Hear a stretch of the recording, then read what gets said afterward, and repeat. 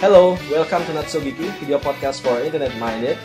We have a special guest today. Sitting right beside me right now is Steve Rubel. He is Senior Vice President, Director of Insight for Edelman Digital. So hi Steve, it's really nice to meet you. Hi man, I'm happy to be here. Thank you.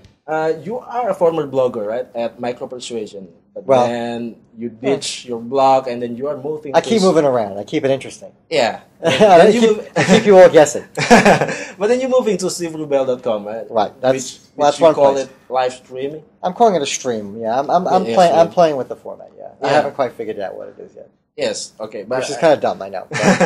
Yeah, but you say it's about a hub, right? You say it's a hub. It is a hub. So you can pull out the content from every content you've created in one place. But tell a bit about this.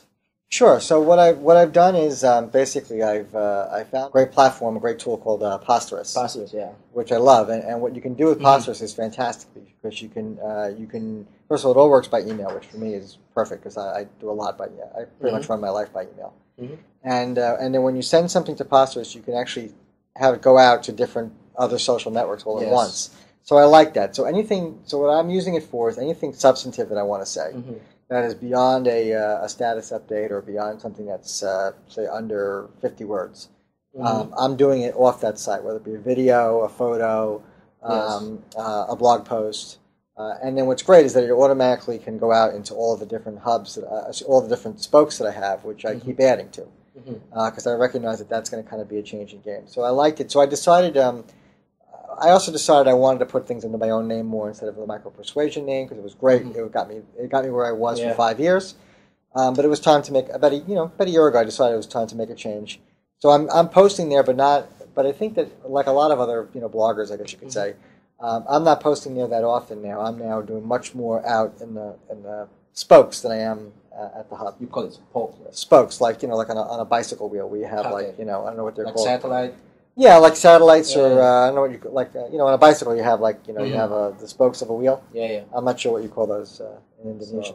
So, okay. So what you are saying about is it blog really dying right now? Or I think that for a lot of people, the blog is alive and well. You have to really. I think people who have been doing it for years are going to continue to do it. But those who maybe haven't started blogging are now going to probably do Twitter instead. Okay. That's what I'm just finding. I think that if you look around and you ask 100 bloggers if they're blogging more or less, they're all going to say less. Yeah, I mean, I must agree with you. I mean, a lot of my friends who is blogger also do less blogging right now. They are moving to Twitter and Facebook. What do you see about these activities? Why they are moving into these microblogging things? Well, I think there's a few reasons why they're moving. One is the growth of smartphones. So it's much easier to post short form content from your cell phone than it is. You're not going to write mammoth novels on your phone. A long post, yeah. You're just not going to. You're not going to do that. The second thing is.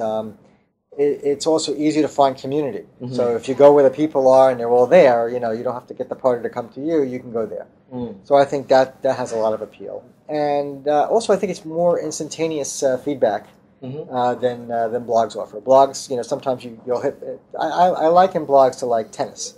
So like you'll hit a long stroke, like a forearm or a back arm, and it will take a long time to get back, and then the ball comes back. Where when you're playing Twitter, it's like playing at the net.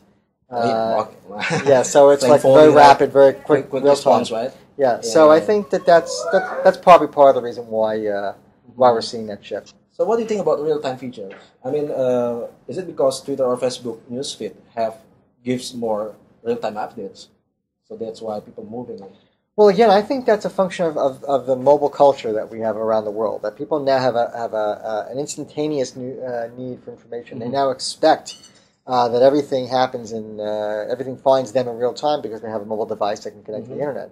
And obviously that's going to be short form content. So I definitely think that Twitter, Facebook are promoting real time interactions between people, and that obviously raises the expectations for companies as well, which has been happening slowly over a number of years. We thought, I remember when blogs came out, 5-6 years ago when they got big, we thought that was real time. And now, obviously, everything is getting faster and faster and faster, but it's also getting shorter and shorter and shorter in terms of content. So, yes, but I think real time is... I heard Queen Rania of Jordan speak at a conference, and she said real time is the new prime time. which I thought was real time is the new prime time. That's what she said, which I thought was a great way to describe it. Yeah. But I just think, I mean, blog and Twitter and microblogging, I mean, still live side by side. I mean, you cannot just post a single short content without having a detail about it. I mean, it depends. It depends. Yeah, I mean, if you look at what's on Twitter, a lot of it is links back to blog content, absolutely, or news stories. So there's a place for long form content, but the question really is, do people really have time, as much time as they used to read that long form content? And my gut is no. I mean, no one does. I mean, everyone is. More of the consumption is taking place now on the mobile devices. Oh, really? I think so. People are not going to read 5-paragraph blog posts on mobile phones. I mean, I do, but I think I'm rare. In terms of content creation, yes, but consumption, I mean, maybe you want to read, right? Yeah, well, I definitely think you want to read, but you're going to be more selective. And again, all these things: Twitter, Facebook, YouTube, your blog, whatever's next. Yeah, whatever. They're all competing for the same space, which is your head. Okay, and my head. And I don't know about your head, but my head is pretty small. So, so I can't, there's only so much information it can take in, and I think that's going to be a problem. So we're all going to have to make choices about what we let into our lives, and some of that, I think, the machines are going to help decide for us. Facebook, the news feed already is the beginning of that. But I think that social networks and search will be the two ways that we kind of find what we care about. Yeah, tell me about the recommendation thing. I mean, about what? Recommendation thing. Sure, recommendation. I mean, Facebook is about filtering friends, right? We just need to, update content from our friend. If you think about Facebook, it's Facebook today, and you think about Facebook in 3 years. Okay. Facebook today is pretty basic. It's updates from your friends. Yeah. But a lot of that is. They are almost like flatbed trucks carrying content from around the web. Yeah. Same thing with Twitter. Yeah. Facebook has a potential to be an inverse Google. Okay? So take Google and turn it inside out. So Google, you say, I know what I need, and I'm going to go look for it. Or I think I know what I need, or I have a problem, and I'm going to go solve it. Facebook is the opposite. That right now it largely just brings stuff to you like a wave on a beach. It just constantly brings new content to you. But eventually, it's going to, the algorithms there will get smarter and smarter and smarter, and it will know what you need. And it will start to bring that, and it will know what your interests are. So it turns the Google metaphor inside out completely. And it's the beginning of, and so when you look at, I think in 5 years we'll still be talking about Google.